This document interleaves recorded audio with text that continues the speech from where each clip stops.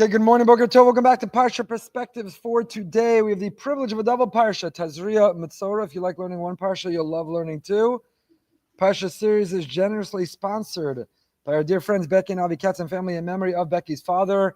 Our learning should be Leili Nishmas, David Menachem Manash, David Grossman. This morning's shir is also sponsored by Miriam Hirschhorn in loving memory of her husband Marvin Hirschhorn, our dear member, whom we miss, in the Shama Shav and Aliyah, by Shoshan Elliott Moskowitz in honor of the special birthday of Debbie Moskowitz. So a very, very happy birthday to Mrs. Moskowitz. That's okay. She doesn't have to be here for it to be sponsored in her honor. She's out somewhere celebrating her birthday. Good for her. And today is also the 40th birthday of my sister-in-law Shani. She should have a very happy birthday and her best year yet to her as well. Okay, Parshas Tazria appears in the Art Scroll Stone Chumash on page 608. Hashem speaks to Moshe. Daber b'nei Yisrael lemor isha ki Tazria v'yalda zachar. If a woman conceives and she gives birth to a baby boy, the Tama Shavas Yavim Kimei Nidas Dvosa Titma, she shall be contaminated. She has the status of impurity of Tuma for a 7-day period, as she would do during her regular menstruation. The Gemara Nida tells us, Malamdim Osakol Torah Kula. We're talking now, a woman conceives, she gives birth 7 days. On the 8th day is the bris. The 8th day is the bris. We've spoken about the opening of this parsha many times. Why the number 7? Why is the bris on the 8th day? Why is our covenant with Hashem dafka in that place, in that way, at that time? The days of Tumah that ensue, 33 for a boy, or the 66 for a girl, days of Tahara, of purity that follow, and so on. So the Gemara tells us, that when this baby is in the womb, this woman conceives the baby boy. What is the boy doing? 9 months of gestation, 9 months of pregnancy. The baby is learning Torah with the Malach. And once it's time to be born, the Malach comes and gives a little patch, a little smack on the lip, the indent on the upper lip, and causes the baby to forget all of the Torah that he has learned. And the Tiferes Shmuel Berenbaum wonders,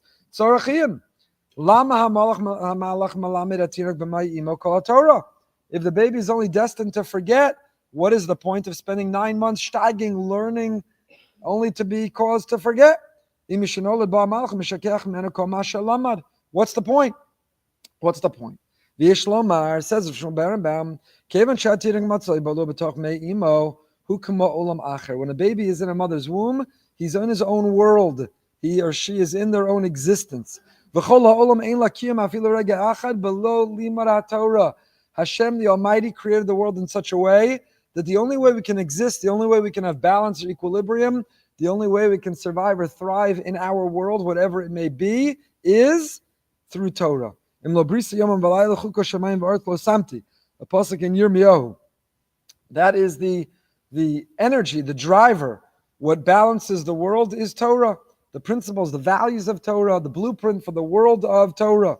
And Reb Chaim Volozhin,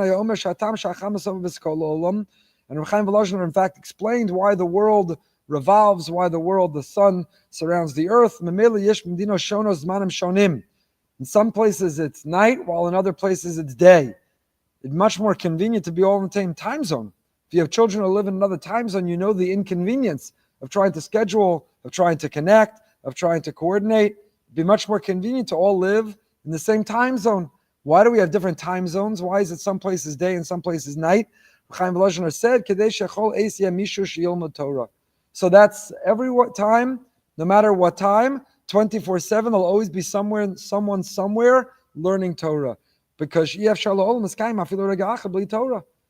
if there would be no one on earth learning Torah, the world would cease to exist.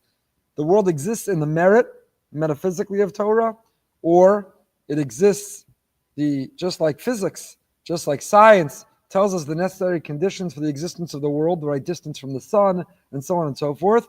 You need Torah. That's one of the necessary ingredients for the existence. So while the baby is in the womb, in his or her own world, that world, just like this world, can only exist when there is Torah. And therefore the baby learns Torah in the womb. Rav Soloveitchik gave a different answer. Soloveitchik suggested, why is it the baby learns Torah in the womb if only the baby's going to cause to forget anyway? What's the point? What's the purpose? Isn't it wasted time, wasted energy of the malach? Said Rav Soloveitchik. Because by learning Torah throughout those 9 months, later when we're born and living life, when we learn Torah, it's familiar to us. It's not brand new. It's not yesh me'ayin, something from nothing.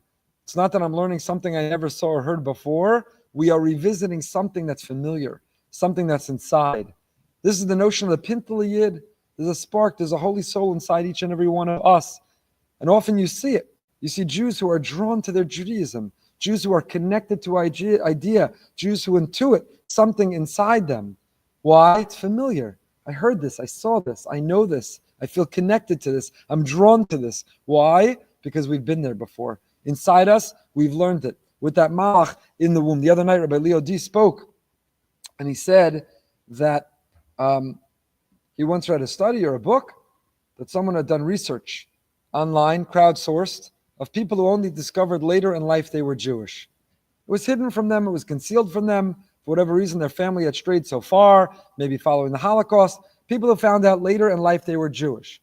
And something astounding was that 40% of those who found out later in life they were Jewish had already voluntarily chosen to convert, had already had their own interest in a Judaism to the extent that they converted before they found out that in fact they were Jewish. In other words, there's a pintel yid, there's a spark inside our soul, and that's why, where does it come from? Where is it?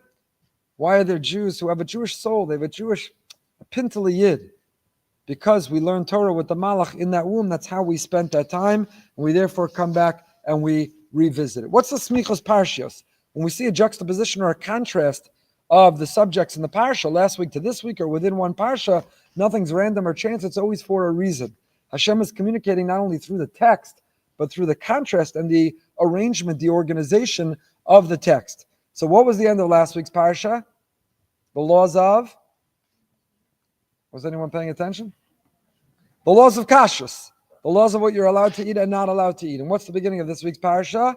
The laws of childbirth. If a woman conceives, she gives birth, she has her own impurity, she has to return from, the boy has a bris on the 8th day, it supersedes Shabbos, and so on. So the Medrash Tanchuma tells us, Tinok zeh, ad shelo yatsa me'imo, HaKadosh Baruch Hu mitzav lo v'omer, mizeh tochal, u'mizeh lo tochal, v'zeh lachem hatamei. This baby, before he's even emerged, before he's even born, Hashem is telling him, this you could eat, this is off limits, this is kosher, this is not kosher. And the baby in the womb agrees to only keep kosher, agrees to the laws of Torah, particularly in the laws of what we're allowed to eat, and that baby is born. And that's why last week's parsha, the laws of kashrus, contrasted to this week's parsha, the laws of conception, childbirth. There are a lot of explanations offered in this contrast. Some say, last week we had the laws of what you put in your mouth, and this week Tazria-Metzora predominantly are about what laws? The laws of Metzora, tzaras, spiritual leprosy. And why does a person get that malady, that illness? Spiritual leprosy results from gossip, slander, speaking negatively, critically of others. So last week's parsha were the laws that govern what you put in your mouth. This week the parsha governs the laws, what comes out of your mouth. We have many Jews who are very strict and very vigilant, and correctly so, and we encourage it and we support it. Kashrus is very, very important. Kashrus can spiritually, it's metamte misalev. It can contaminate the soul. We're vigilant, we're careful what we eat. Our ORB hechsher, we're very proud. Our ORB is mahadran hechsher. ORB is the largest food service hechsher, you could say outside of Israel, but maybe even including in Israel, in the world. Hundreds and hundreds of accounts, food service, not companies. In Israel, it's divided by different cities, are under their own kashrus. ORB in Palm Beach, Broward, and elsewhere is even larger than that, and we strive for mahadran standards. We're constantly raising the standards, the quality, the professionalism, because kashrus is important. It matters. We have to be careful. We should be vigilant. We should check. That's why I get texts all the time. I'm at Trader Joe's. Here's a picture. I never saw this picture before. Can I buy it? Can I buy it? People should be careful where they go for a Pesach program, what they buy at Trader Joe's, how we operate our own kitchen. It's important. It matters. But many people are super careful about what goes in their mouth and a lot less careful about what comes out of their mouth. Not nearly as scrupulous or vigilant or strict or stringent with, am I allowed to say that? Can I share that? Should I repeat that? When I was a kid, there was a guy in my shul. He loved to say, I don't repeat Lashon Hara. So listen carefully the first time. Okay, you can't say it the first time. You shouldn't repeat it a second time. Person has to be careful, not only with what comes in our mouth, but what goes out of our mouth. But here the Megid Yosef Sorotzkin Shlita quotes the Medrash Tanchuma with a different contrast. Why do we have the laws of kashrus just juxtaposed to the laws of conception, pregnancy, and childbirth? Because Hashem teaches this baby, this fetus in the womb, here are the laws of what you can eat and can't eat. Accept it? You're going to follow it? Good. Here we go. Isha ki Tazria. Harilanu tamas michas parsha shalisha ki Tazria ze lachematame. V'adayin yesh la'ayin ma'u miyuchad machalas asur shadav kalav masir nesa uber. Wonders Rav Yosef Sorotzkin. Wonders the Megid Yosef. Why the laws of kashrus in particular? Why specifically? Why not say to the child, here are the laws of Shabbos, here are the laws of Shatnez, here are the laws of Lashon Hara, here are the laws of Tzedakah, here are the laws of Ribbis. There's so many laws we could have reviewed with the child and made their birth, their conception conditional on accepting it. Why specifically Machalas Asuros? Why specifically the laws of what's kosher and not kosher, what you can eat and you can't? After all, this child is not only obligated in the narrow area of kashrus, child that'll be born Jewish, boy or girl is obligated in all of Torah, all of halacha. So why specifically do we enunciate, why specifically do we articulate these mitzvos or halachas in the womb and tell the child, you accept it, good to go. So the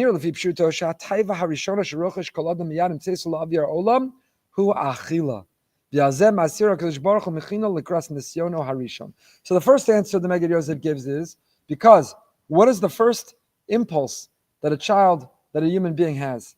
Among the greatest taivas, among the greatest temptations that we all struggle with, I shouldn't say we all, that most of us struggle with is in the area of food, eating. Arguably, this child, even before they reach an age of maturity where they'll notice the other great temptation, the opposite gender and the drive towards them, right? But much younger than that, that child has a temptation for, give me candy, I want more candy, I want to eat a lot of candy, I don't want to eat what's healthy, I want to eat what's not healthy, I don't want to eat when you serve dinner, I want to eat only after bedtime, when it's time for put me to bed. Long before the child faces or confronts navigating what is the other great temptation of man, you could use man generically or man specifically, but earlier than that, every child, every human being is navigating the world of appetite, temptation, taste.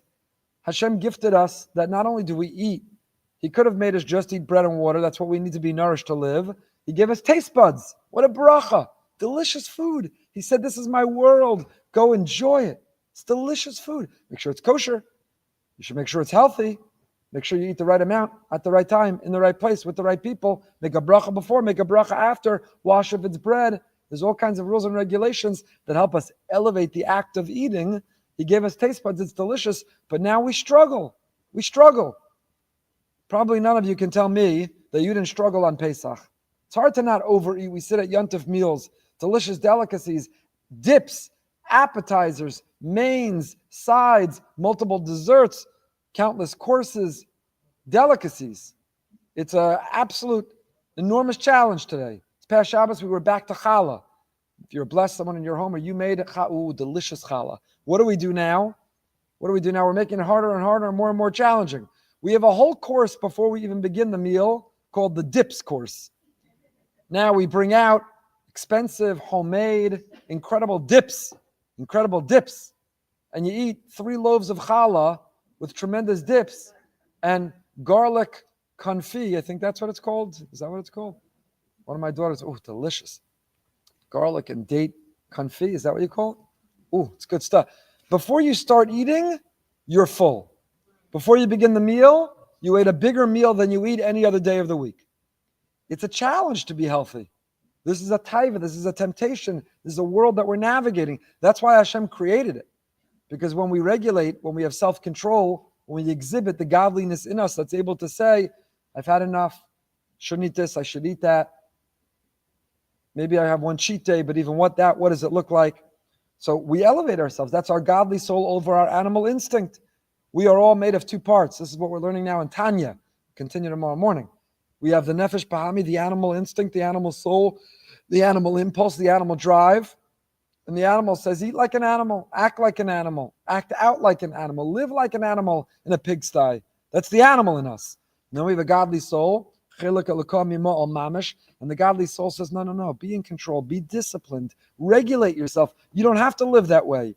Get enough sleep, exercise, eat in control your speech, control your thoughts, control your behavior. You have the capacity, the godly soul over the animal impulse and animal instinct.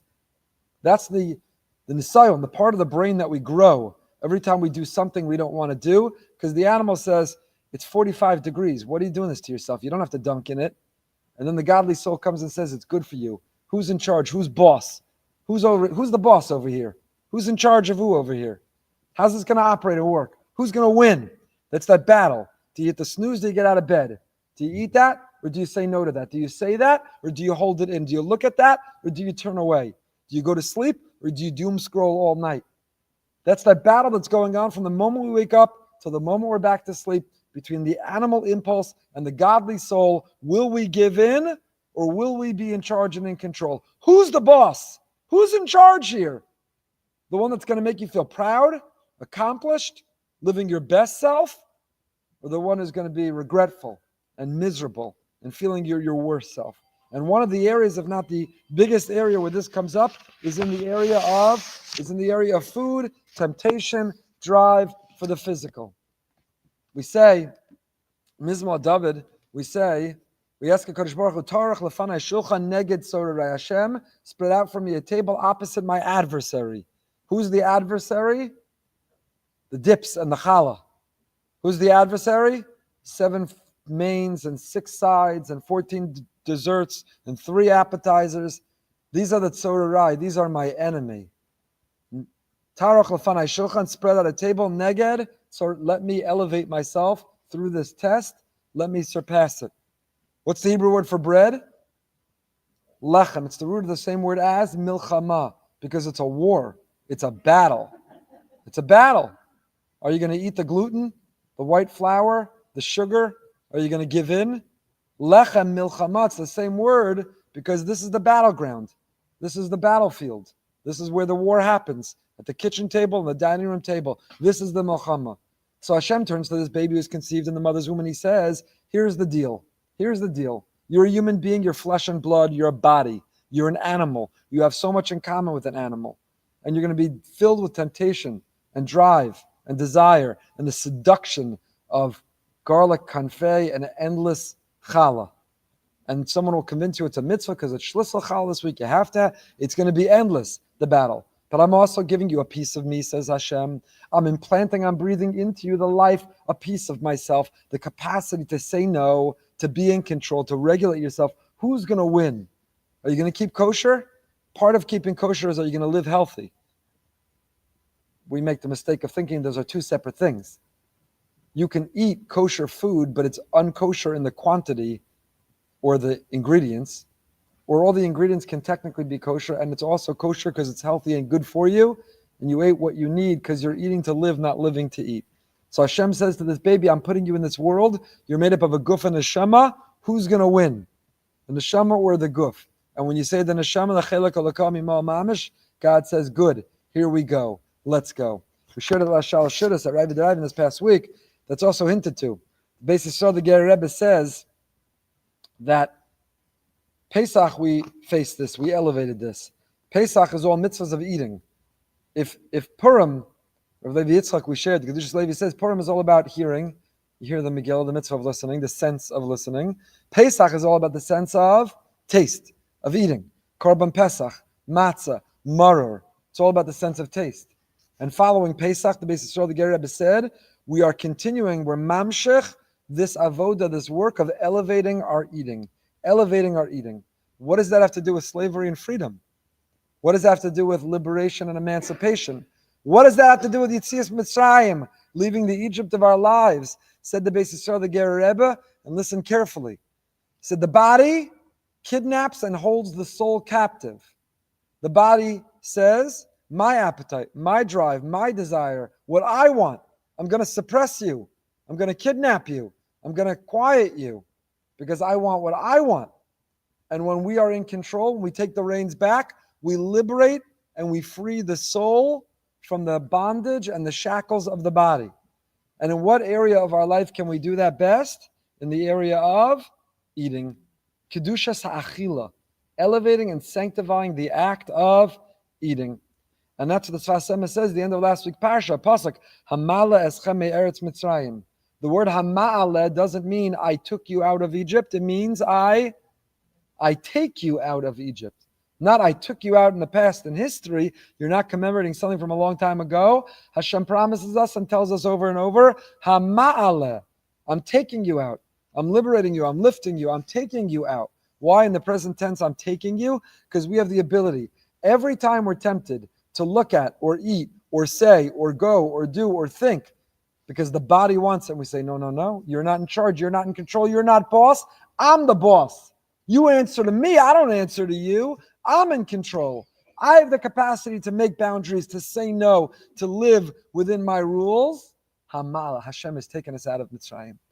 The Meitzar, the narrow place where our body is holding our soul hostage. It's time to liberate the soul, to free that soul, to let the soul flourish and thrive, to let the soul be in control of time, in control of money, in control of speech, in control of thought, in control of action, in control of eating.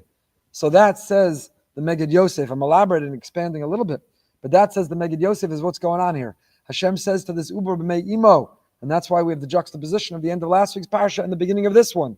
The laws of kashrus, and then conception and childbirth, because Hashem says to this baby, well, when you come out, you're going to want candy. You're going to want to eat unhealthy things. You're going to want to eat unhealthy quantities in unhealthy times.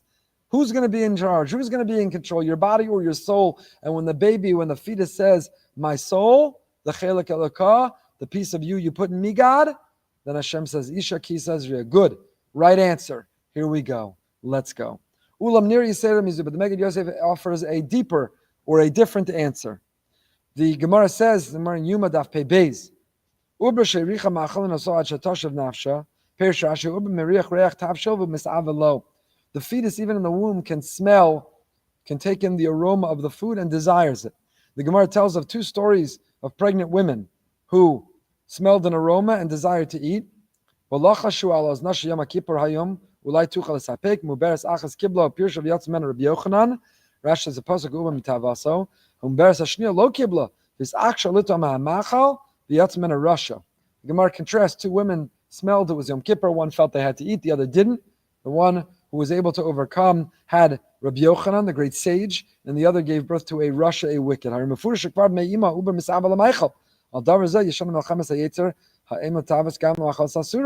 ולפי מבואר היטב מדוע כאמס הסורוס מיוחד לעובר המאכל הסורוס כי בזה לבד יש גם לעובר מלחמס היצר הוא גם יכול להביא לידי מייסה ידי יצירס בולמוס אצל אימו. The fetus, I don't know if there's any research to support this, but the fetus already faces the temptation based on what it smells, what it wants, and impacts the mother because of it. Gives that temptation to the mother, and whether the mother gives in or not will ultimately affect and influence the health of the baby. And a third interpretation. The Gemara says, that a person who does something wrong, when we make a mistake, it's not some external act that has nothing to do with who we are in our essence. It contaminates, it compromises, it corrupts our very essence. It closes off and it seals off the pathway to wisdom. Don't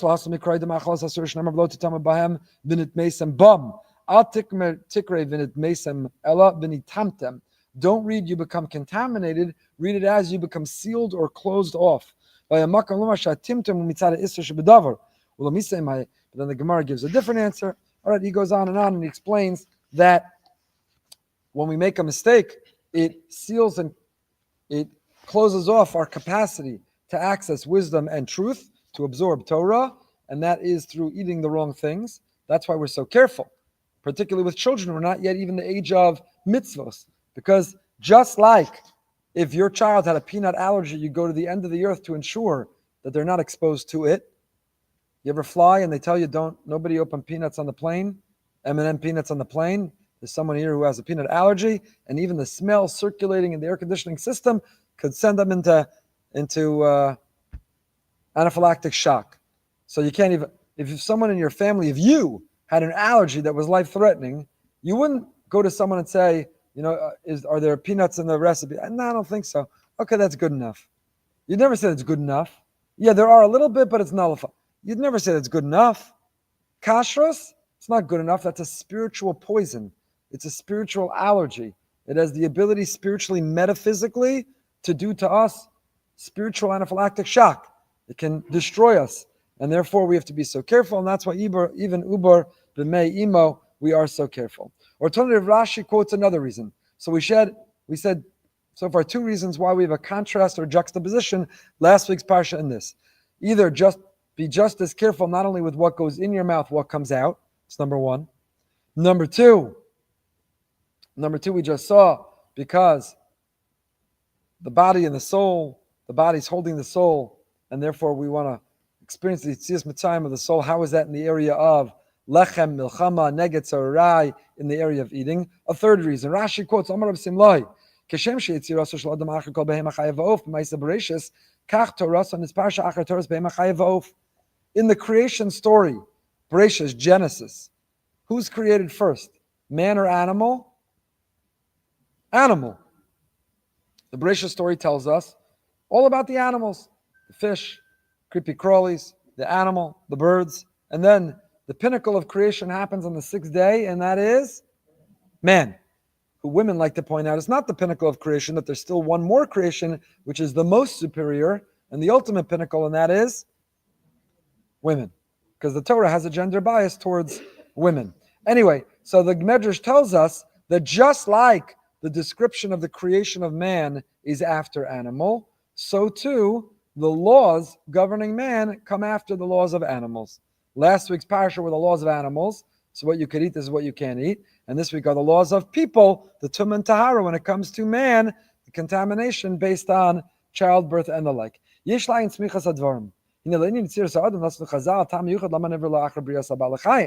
Why was man created last? If we were the priority, maybe we should have been created first. So the Gemara Sanhedrin Lamachas tells us, because you can tell this Russia. If somebody's a Russia, a wicked person, you could say, you think you're so special? You think you're so special? The gnat, the fly, the ant was created before you. You think you're something special? The gnat, the fly, the bee came before you. Well, it's tzaddik, and to the righteous person, nuchal lomar, kol ha'olam nivra b'shvilcha. So it benefits both for us to be the last creation. If someone's a Russia, you say, you're a Gornish. You think you're so special? Even the lowly iguana was created before you. And if somebody's a tzaddik, you say, you know why everything was created before you? Because the whole world is for you. So Hashem created everything because the whole world is special, is just for you. It's just for you. So how did Rabbi Samai say kishem? Just like in the creation man came last, so too, kishem, so too here, man comes last. Ulam nira shenok from him divrei chazal. Ikar Torah sa'adam aksuv Parsha zui dinim mitzora sheba mishum lashon hara sheshorsha begaiva. What are these laws all about? Tazria-Metzora are predominantly about what laws? Gossip, slander, speaking ill, tzaras. Why does a person gossip? Why do we slander? Why do we speak negatively? Why do we speak and repeat lashon hara? Why do we marginalize and judge and hypercriticize? Where does it come from? Gaiva, arrogance. I think I'm better than, so I speak, I judge, I call a name. This arrogant person who thinks they're in a position to speak negatively and critically and gossip and slander, we say, the lowly gnat and ant and bee and lizard and iguana was created before you. That's the kashem. The same way man was created last, so we can say to the Russia, to the arrogant person, that the lowly gnat preceded you in creation. So too the person who slanders or gossips, because they're arrogant, we say, what are you so arrogant about? The lowly gnat was created before you. Adarabba, kan kol Torah sa'adam l'inyan ha'adam geh, u'bor sheyesh l'sima b'mekomo achrei habale chaim. Several beautiful insights from the Meged Yosef. Parakid Beis Pasuk, hey. So Torah tells us the 8th day you give the bris. 33 days the woman is pure, no matter what she sees, no matter what discharge she has. And she's allowed b'chol kodesh lo siga, ela mikdash lo savad, melosi meitara, im nekeva seiled. And if it's a girl she gave birth to, then she is impure for 2 weeks, 14 days, and then 66 days that she is T'mei Tahara, no matter what she sees. Says the Tiferes Shmuel. Yesh la'ayin, ma pshat tekishnolad ben obas mekayim mitzvah rishona b'torah shapur revu, v'gam isav meseches kedushin gimel shutvan b'ada kodesh baruch hu v'imo, shava em nasu shutvan l'kodesh baruch hu, eich yitachen shedavar chashav gazeh maybe l'dei tumah. Why is it? Birth of a boy generates 7 days impurity. Birth of a girl generates 14 days impurity. First of all, why the disparity? Lots of reasons are offered, one of which is the boy also should have been 14 days impurity, but we want to make her pure in time for the bris. And that's why it's lessened and shortened for the boy, whatever the reason is. But in both cases, a woman conceives and gives birth, and what happens? She's impure. Impure? What'd she do wrong? Normally we think of impurity resulting from a mistake, from an indiscretion, from poor judgment. Here, this couple fulfilled Pru-Revu.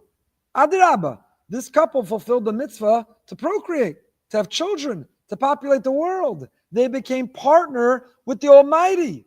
The Gemara in Kedushin says, when a couple conceive and give birth, they become partner shutfim with HaKadosh Baruch Hu, with the Almighty. So where did the tumah come from? Why should they be impure? Why should she be impure? V'yesh lamar says from Berenbaum, V'yesh kan limud gadol dev'koach adam ligdol yos af yoser gadol mimalach. V'zeba vada yedei amelis gedola. Ava kashu nivra hukam opera adam. U'bli avoda amelis yachol yos mishchas gadol. Rahar beyoser mea behema.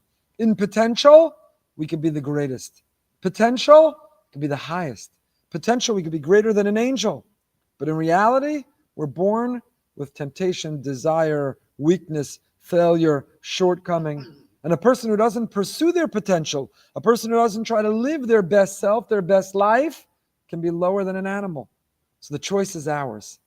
When we come into this world, we come in with enormous potential. Pregnant, pun intended, with possibility.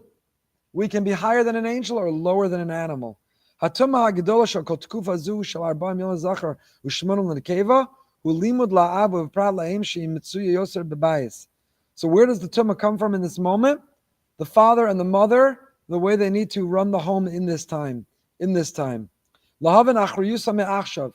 a person has a child, they bear awesome responsibility. Because no longer are you living for yourself, no longer are you only impacting yourself. When a person has a child, they bear responsibility, not only to shelter and feed that child, but to be a role model and example, to teach and communicate that child. Why does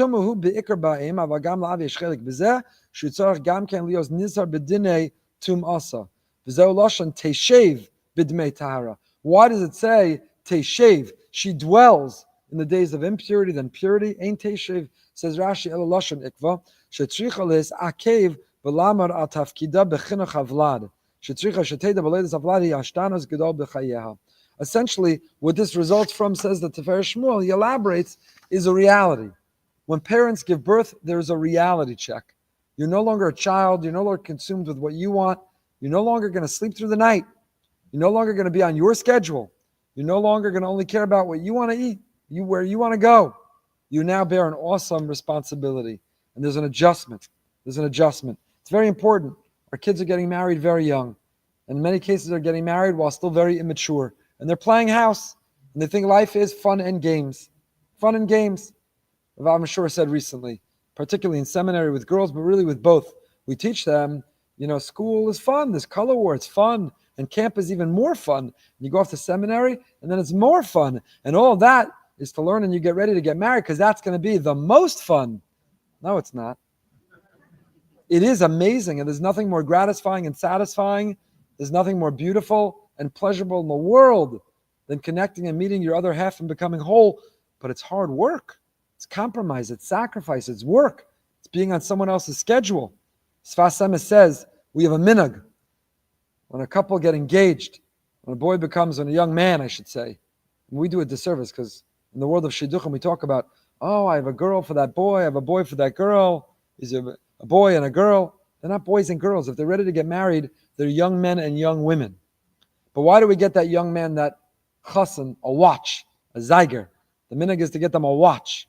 Why do we get them a watch? I said this to each of my 3 sons-in-law. When they came to ask me permission, yeah, that's right. I told them they had to come ask me permission. I'm old school in that way. When they came to ask me permission to marry my daughters, I had a big speech prepared for all 3. Big speech for all 3. But all 3, I told this inside of the Sfas Emes. You know why the Sfas Emes says you get a watch when a young man gets engaged? Because he needs to know his time is no longer his own. Young man, until now, you want to learn all day and night, learn all day and night.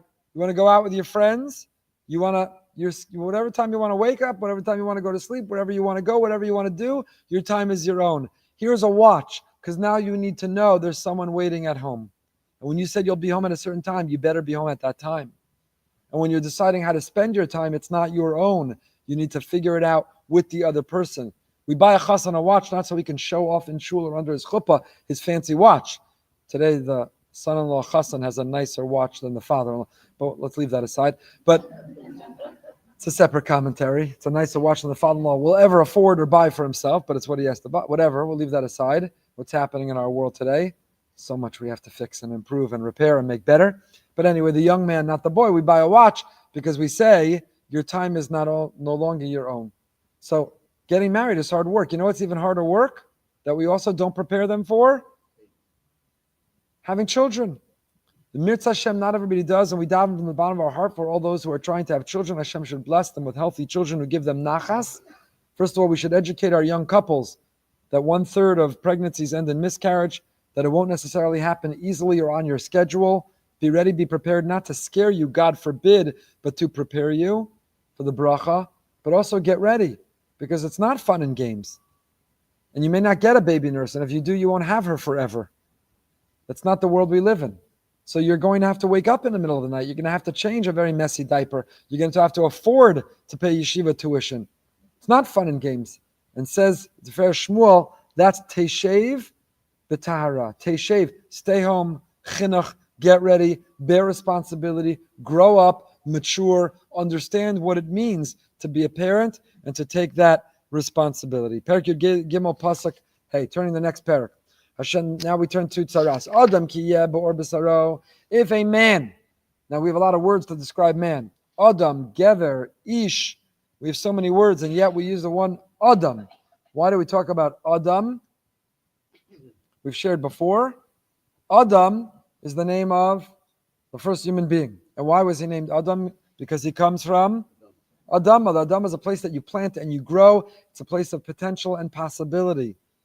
It's a place where you can grow. This person could have used speech to build, to construct, to grow. He used speech negatively to destroy. Adam, he forfeited that possibility, that potential. He violated what he could have been. He's Adam, the Adam ki yeh be'or b'saro. More than that, what distinguished? What made Adam unique? What made Adam different than animals? Onkelos says, HaKadosh Baruch Hu, God breathed life into us, into man. And Onkelos says, he filled him ruach mamala, he gave him the power of speech. Animals don't speak.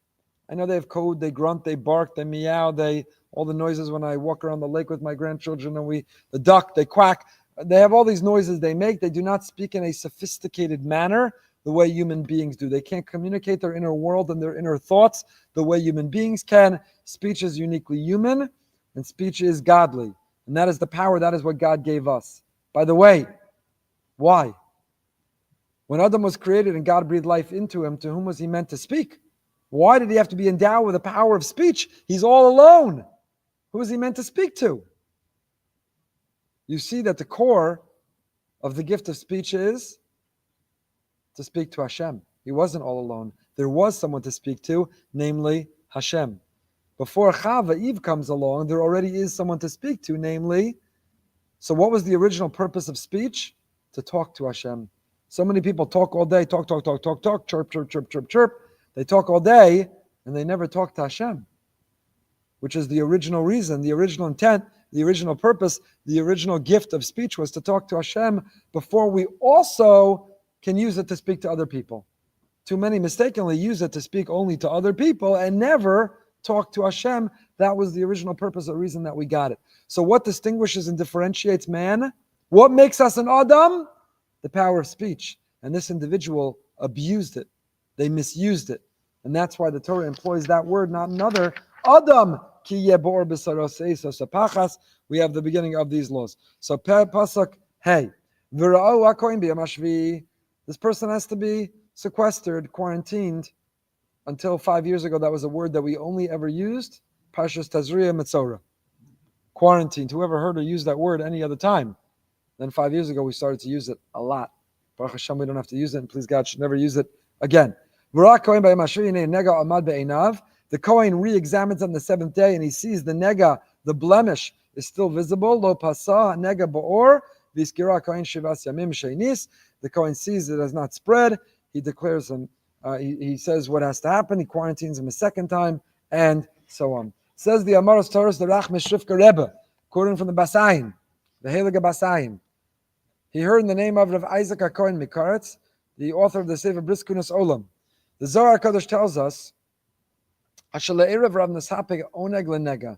The Zohar makes a comment and tells us that the confused people, the people who are the ones who impact us negatively, they flip oneg and nega.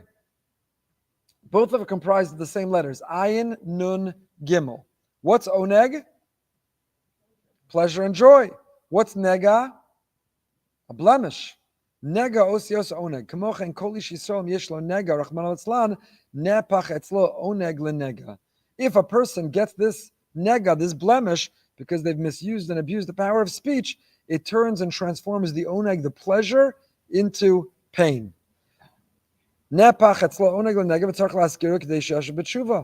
person has to be quarantined, sequestered. They have to be alone so that they can repair.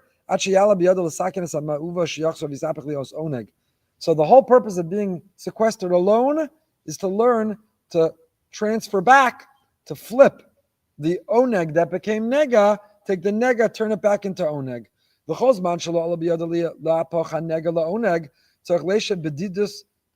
And until they can, you got to sit alone. You got to be alone, solitary confinement. The pasuk we just saw says, the Cohen looks at it, and behold, the affliction retained its color. It retained its color. It was omed be'einav. Be'einav means the nega remains with its einav, with its ayin. It's a play on words. It remains with its ayin. Imro shadayin nisharaus ayin al amdo. In other words, what's the Cohen checking? Is it a nega or oneg? Where is the letter ayin? This individual who got confused and messed up, who had poor judgment and misspoke, they took the ayin that should be at the beginning of the word and they put it at the end of the word. And so what the Cohen is checking is omed be'einav. Where is the ayin? Where's the ayin? Says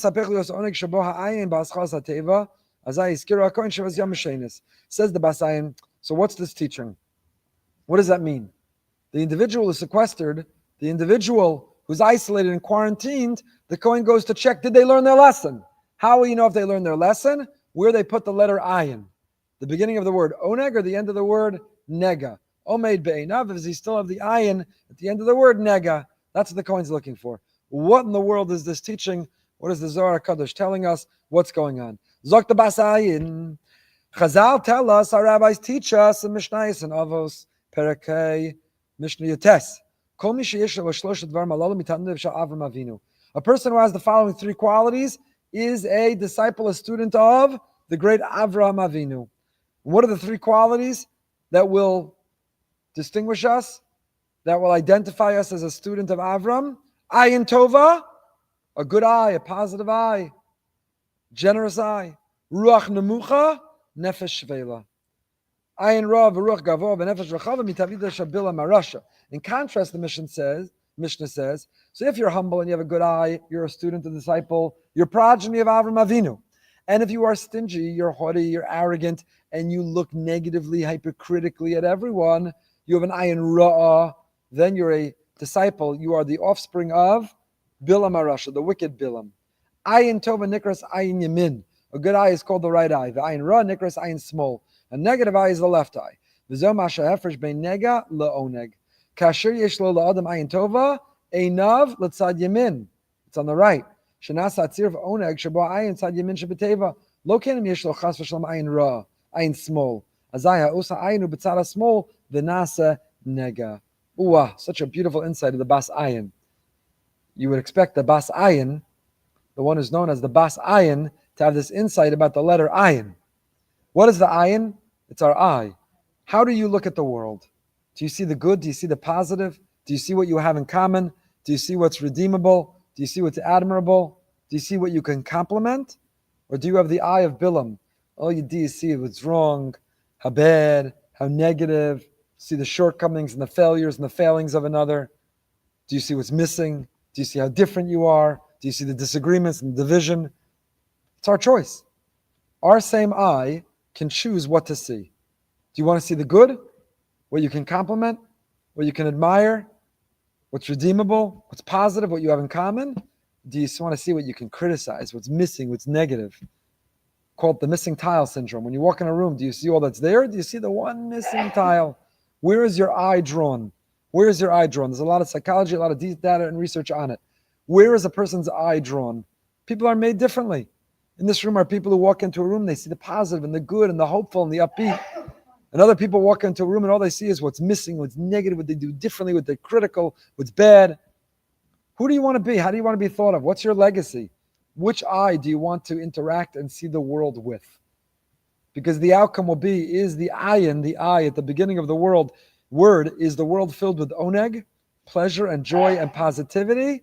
Or is the ayin at the end of the word nega? All you see is the blemish. All you see is what's missing. All you see is what's wrong. This individual had to be quarantined because they don't know how to look at the world. You need to sit and be alone. Through gossiping and slandering, by speaking negatively about others, you made them feel isolated and alone. You made them feel apart. You need to know what that feels like. And in that time that you're isolated and alone, experiencing that loneliness yourself, what you need to focus on is how to recalibrate where to put the ayin. So the Cohen comes, and what does the Cohen check? What is the Cohen? Hinehanega amad be'einav. If the nega is amad be'einav, if the ayin is still in the same place, if this individual says to the Cohen, it's about time you came here. Where have you been all this time? And I can't believe they did this to me. And I can't believe anything that's wrong. And there's, have you seen this place? The food is terrible. And the pillow is terrible. And that the ayin is amad be'einav. The ayin is still a nega. It's still at the end of he's still seeing all the negative. But if the individual is oneg, wow, thank God you're here. You're so wonderful. I'm so grateful. Look at all the good, even though this is a hard time. But I see so much good. So the person is recalibrated and replaced. They put the ayin where it belongs. So the individual is tahor. Now it's time to take them back. So the Bas Ayin has this magnificent insight that all the tsaras all comes down to the contrast of the oneg and nega. Where does this person put their ayin? How do we look at? Where do we see? How do we see the world? That's up to us. That's up to us. Do you see what's worth complimenting, or do you see what's worth criticizing? Do you see the good or the bad? Do you see what you have in common, or do you see the differences? Choice is ours. How do we want to see the world? One will lead to oneg, pleasure, and the other will lead to nega, seeing the blemish in others, which really is revealing the blemish in ourselves, and the choice is our own. Perik Yigam Pasuk Mem Hey, because I want to get to Metzora as well. Page 616. We have all kinds of tsaras. Tsaras of the body, tsaras of the head and the scalp, tsaras of the clothing, tsaras in the walls of a home. In these two parshas, we go through all the forms of, it's not leprosy, it's not a dermatological disease, it's a spiritual malady. And it can reveal itself on all these places and all these ways. So the Torah tells us, Perik Yigimel Pasuk Mem Hey, Hatsarua Asher Bo HaNega, the individual who's struck with tsaras, who has this nega bigadav yefrumim v'rosho yeparua v'chol v'asafam yateh. Torah tells us his garments have to be torn, the hair has to be unshorn. He cloaks himself up to his lips, and what does he do? He calls out, Tamei, Tamei Yikra. He lets everyone know, I'm Tamei, I'm impure, keep your distance. In other words, again, it's not a parallel at all, because COVID was a physical illness and disease, and this is a spiritual one, but I don't want you to remember. But if you go back and remember, if somebody took a COVID test and it was positive, we had all these, I don't want to remember because I'll break out in hives, but we had our medical task force, which had its rules and protocols, that if you're test positive, you need to let everyone know. Anyone who might have been exposed to you, we have to send an email, you have to let them know, you have to notify. Again, we don't want to go back, it's 5 years later. And remember, Tamei Tamei Yikra. This individual has to notify everyone who was exposed to them. Stay away, keep your distance. Tamei, I'm Tamei. You need to keep your distance. You need to keep your distance. Says the Tiferes Shmuel. Says Rav Shmuel Berenbaum. On Tamei Tamei Yikra. Sarchian, Rashi tells us, Mashmiya Shu Tamei v'yifreshu mimenu. He lets the world know, I'm impure, keep your distance from me. Sarchi in the Gemara Masechah Sota tells us, V'yahat l'orecha kamocha bar lo misa yafeh. We saw it in the Gemara in Sanhedrin several times, those who learn the daf. Even when we have to carry out a capital punishment, we do it with sensitivity and love. We always try to soften the blow. We try to, even when we have to punish, we do it, if we can, in a sensitive and loving way. So Misha Dibir Lashon Hara Tazria-Metzora, who tzarich leishe badar chutz l'machana. This individual already has to be quarantined and isolated. And you can't even quarantine and isolate together. Why aren't we worried about protecting his dignity that he or she has to announce, Ich bin a Metzora, I have tzaras, tamei tamei, keep your distance, stay away, you don't want to get too close to me. Aren't we going to embarrass them? Aren't we going to shame them? Isn't the Torah all about protecting and preserving dignity, not shaming people? What's going on over here? What's going on over here? Yesh lomar, yeshnei mini averos. Yesh aver shepogeh b'yadus, shovar lisur Torah kama machal Shabbos, moedim ochel nachos asuros lo v'shatnas. There are external acts we do where externally we've done the act and we violated Yiddishkeit. You didn't keep Shabbos. You ate non-kosher. You wore shatnas. You're an avaryan. You did something wrong, but you're you who did something wrong. However, there are other kinds of averos.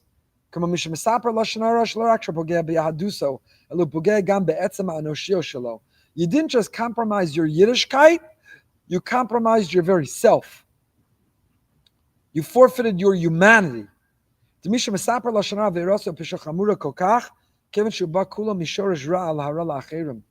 you gossip and slander, if you mistreat others, you've compromised your very humanity. You've corrupted the very dignity, your very sense of self. You haven't just violated your rules of Yiddishkeit, you corrupted, you compromised your very identity.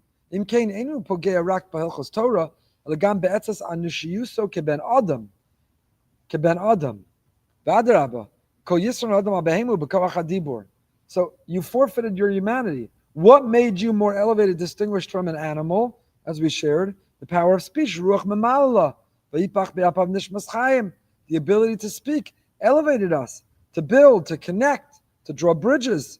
Through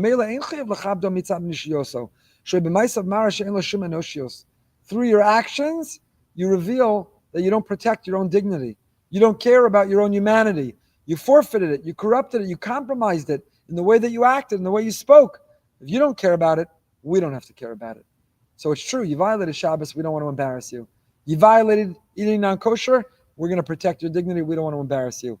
But if you hurt other people in the power of speech, then you didn't care about your own dignity, we don't have to care about it either. And therefore, Tamei Tamei Yikra, announce your Tamei so others know to keep a distance, because if you don't care about your dignity, we don't have to care about your dignity. Tell everyone that you're Tamei so they know to keep a distance. Azai Zakti Tiferes Shmuel. That is the Tiferes Shmuel. The Megid Yosef also has an insight on this. Megid Yosef says the following. Tamei Yikra. The Gemara tells us, Gemara gives two reasons. One is, he tells people, keep your distance. It's contagious. The Tumma. There's a second reason the Gemara Moed Katan gives us, which is, he lets everyone know, I'm sick, daven for me. I need your tefillah, I need your davening. The Gemara learns from here, in fact, that if a person's going through a hard time, they should let others know and ask, please daven for me. Please daven for me. Don't hold it in. Don't keep it to yourself. Don't be proud. Let others know, please keep me in your tefillos. Rabbi mevakshim alav rachamim. V'hiksha Chavetz Chaim. Frek the Chavetz Chaim, Makasha, ask the Chavetz Chaim, how is the Metzora different than other Balei Tzara, Metzuka, Shadav, Kachin, and Tzarech Levakish Alav rachamim? Ubir mishum shetzaraz ba'al avon lashon hara. Ve'in tfilaso shabal lashon hara nishmas. Lachein achein tzrichen espal avuro. Adayin tzarchiyin. Shoy akol ba'al tzara metzuka achein tzrichen espal. Upi mashamru chazal ein chavash mater atzm beis asurim. Wonders the Megid Yosef. Ordinarily, if someone's sick, we put out an email, daven. We add their name to our Tehillim list. We add a name to our weekly bulletin. We announce, please daven for so-and-so. Yet here it seems with the Metzora, he or she themselves have to ask others to daven. Why? Why ordinarily do we publicize, we the community announce to daven, and here it's the individual themselves who's supposed to ask others to daven? Wonders the Chavetz Chaim, what's the difference? So Chavetz Chaim says, because Hashem doesn't listen to the tefillah of the person who spoke Lashon Hara, so this person themselves needs to ask others for help. But it's not only the one who spoke Lashon Hara. We have a principle, Gemara in Nedarim Daf Zayin, Ein chavish mater atzm beis asurim. It's hard for someone themselves in jail to free themselves. You need another to come help you. So everyone who's going through a hard time needs the help of others. So why do we differentiate? Ordinarily, the community announces, and here, this person has to let others know themselves. So listen to what the Megid Yosef suggests. He says, L'kach nir shechazal lo niskavnu lo mashem metzora shonim b'zeh she'achirim tzrichen l'spal b'uro, achirim tzrichen l'spal b'kol tzara. Chazal kavu shemiyuchem metzora atzma. Why? Because tzarasi tzara yechida she'atorah atzma gala shiba alav lashon hara. This is the one malady that comes from speaking ill gossip. If we would say, Beryl has tzaras, everyone daven for him, we'd be essentially speaking lashon hara about him. So yes, somebody, God forbid, is going through a hard time. It's not their fault, not of their own doing. Somebody, God forbid, Rahman al-Tzlan, is facing and confronting an illness. They didn't do anything wrong. Of course, we take the responsibility to announce everybody daven fervently for that person. But when the whole malady comes because the person gossiped, we shouldn't compound their gossip by being the one to announce daven for Beryl, the Eisvarf, who has tzaras because he spoke Lashon Hara. He should announce it. He shouldn't have too much pride. He himself should announce it, because there's nothing wrong with needing and accepting help. Nothing wrong with asking others to daven for you. He should ask for it. But the reason this is different than all other cases, says the Megid Yosef, is we shouldn't compound, or it shouldn't even look like we are speaking Lashon Hara by announcing he needs us to daven for him for the very thing he got because of Lashon Hara. Brilliant, fascinating insight. We have time for one last one. Can't believe we didn't even get to Metzora. So let's just start Metzora. Perek Yudalad Pasuk Gimel, beginning of Parsha Metzora. This is the law of the Metzora on the day that he now becomes purified. His process of re-entering the camp and reintegrating into society. The Cohen goes outside to see him. The Cohen leaves the camp to where he's being sequestered, to where he's being isolated, and the Cohen checks whether the tzaras has healed and whether he can come back. Says Rabbi Soloveitchik, V'yatza Cohen. When we explore the Parsha, we find a peculiar phenomenon. The Cohen here assumes the role of diagnostician and nurse. Only the Cohen has the right to pronounce the sick person clean or unclean. This is a task that a Cohen would normally not be expected to perform, given the lengths he has to go to avoid impurity. Think about it for a moment. What category of people, which demographic, is particularly warned, cautioned, has to remain heightened, vigilant, to avoid ever becoming impure. Kohanim can't go to a cemetery, don't go to a hospital, don't be under the same roof as a dead body. Cohen has to be particularly hyper-vigilant about impurity. And yet, who's the one who goes out of the camp to go check and see whether this Metzora is still impure? The Cohen. If there's anyone you choose not to do it, it would be the Kohanim. Why is it the Cohen? Why is this job assigned to the Cohen? Furthermore, there are many forms of impurity in the Torah. Anyone with the required knowledge can help with purification, yet Tzaras is assigned only to the Cohen. Let's analyze the situation of the Metzora, says Rav Soloveitchik, and the treatment of Tzaras in biblical times. The phobia related to leprosy in olden times is similar to the phobia of modern malignancy. The greatest fear was the fear of discovery. One took sick, and the outward symptoms caused others to suspect that he had leprosy. Immediately, the sick man lost his human dignity. He became isolated from the community. People were afraid to associate with him, even greet him. He was often killed or at least driven out of town. From time to time, he was offered a meager supply of food, thrown to him like food thrown to a dog. He was treated harshly for the sin of having contracted the disease. What is the Jewish approach? The first thing Torah demands is, bring the Cohen. The leper was thus instantly removed from the mob psychosis. The Cohen diagnosed and pronounced the tumah as Tzaras, but the leper was not subsequently cut off from society. He was in communication with the Cohen as one of the heads of the community. In fact, the Metzora could request being seen by the Cohen Gadol himself, a man who was not permitted to attend the funeral of his closest relatives. Yet, if summoned, the Cohen Gadol had to go to the Metzora. Cohen Gadol couldn't go to the funeral of his closest relative. And yet, if the Metzora asked to see the Cohen Gadol, he went. Why? Says Rav Soloveitchik, what we're trying to communicate is, no one's lost. Yes, this individual made a mistake. And yes, they need to rehabilitate themselves by being isolated, by being chutz lamachaneh. But by standing the most dignified, the highest profile leader of the Jewish people, what we're messaging is, this individual is not cut off. They're not beyond hope. They're not beyond repair. They're not beyond repair. Torah legislated to prevent the loss of human dignity. Cohen went with the leper outside the camp to demonstrate he was his friend.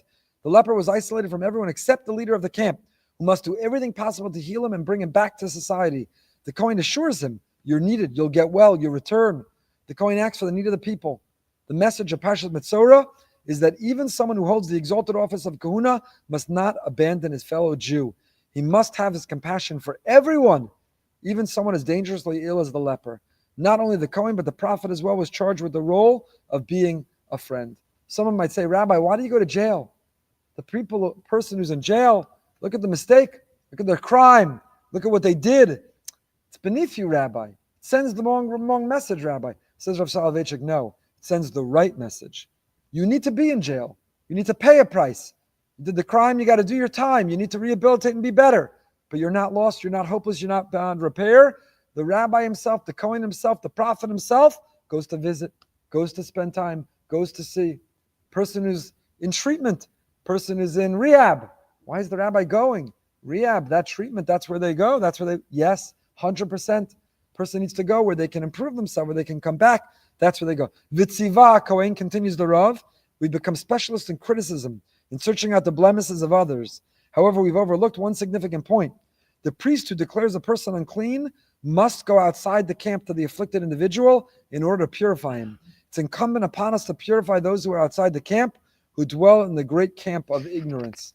We have to go to help the people who dwell in the great camp of ignorance. We go wherever they are. That's our responsibility in order to lift them. The Tolner Rebbe, Shlita, has a very similar idea. We'll end with this. Torah says, El Aaron HaKohen El Echad Mi Banav. The Torah tells us the laws of Tzaras. This individual is brought to Aaron or one of his sons. Torah could have simply said, bring him to a Cohen. Why does it delineate specifically to Aaron or one of his sons? Because it's emphasizing the Kohanim are the ones who must descend from their lofty heights of sanctity and work with the Metzora, who's sunken and fallen to the lowest depths of impurity. And he has to go outside the city. Torah not only requires the Kohen to leave the sacred, serene environs of the Mikdash, but also requires that he do so joyfully. Pasuk says, "V'ra'ah Kohen v'hinei nirpa neged atzaras min atzarua." V'hinei. The Psikta Zutresa, the Medrash tells us the word v'hinei connotes simcha. Hinei is a word we use to connote simcha. The Kohen is to feel such a level of closeness to the Metzora He experiences joy over the fact that the person's saras has been cured. Cohen is not just doing a job. It's not just a profession. It's not just a career. It's not just a paycheck. If you're a chaplain in the prison, if you're working in rehab, if you're interacting with everyone, no matter where they are or how they've fallen and what they've done wrong, the Rav, it has to come from love. But the leader has to come without judgment. I meet people all the time, and I always say, there's almost nothing, I think, I haven't heard or dealt with. And my job is not to judge. So I often introduce, don't be ashamed, don't be embarrassed, don't hesitate. I'm not here to judge, I'm here to help. I'm here to help and support. You come back or repair or improve or rehabilitate whatever needs to work.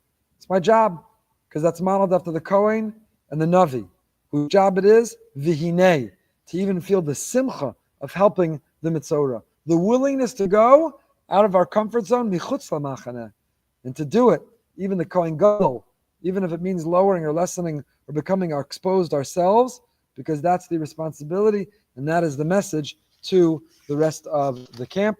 We didn't get too far in Parsha Metzora, but we got a good start. Have a good day, a good week. Please remain to say all of Sefer Tehillim. We have booklets. If everyone takes a booklet, we can finish all of Sefer Tehillim quickly.